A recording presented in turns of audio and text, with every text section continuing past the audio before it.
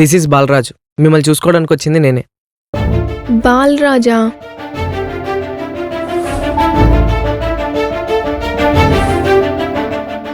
Aunty, ఈ coffee shop చాలా బాగుంది. రేపు సెషన్ 5 o'clock ఇక్కడికి రమ్మని చెప్పండి. మేము ఇక్కడే కలుస్తాం. ఓకే?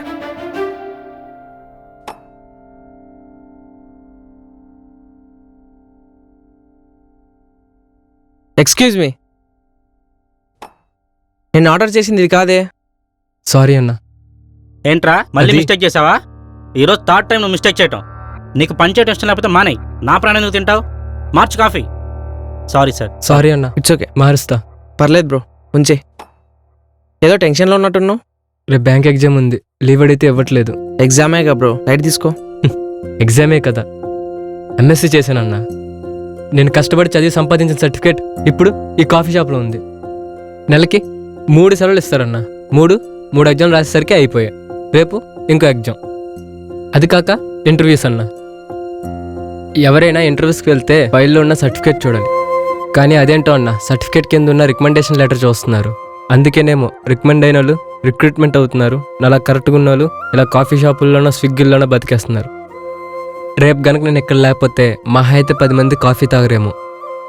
అదే నేను గనక ఎగ్జామ్కి వెళ్ళకపోతే మా ఇంటి వెళ్ళపాది జీవితాంతో నీళ్ళు తాగుతూ బతికేయాలి.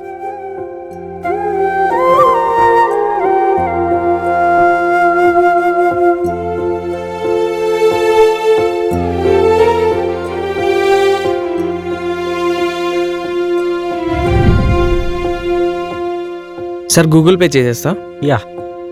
పాప మా కుర్రాడిని అంటే ఎగ్జామ్కి పంపించవచ్చు కదా సార్. ప్రాబ్లం వస్తే ప్రతి వాడు సాల్వ్ చేసేటోడే. సారీ.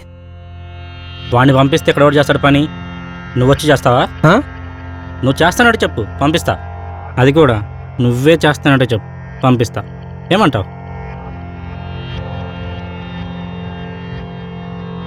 సరే, నేను చేస్తా.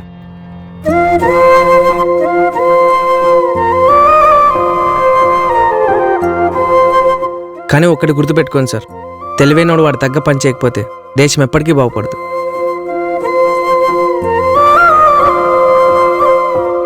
ఇదేం ట్విస్ట్ రా అయ్యా?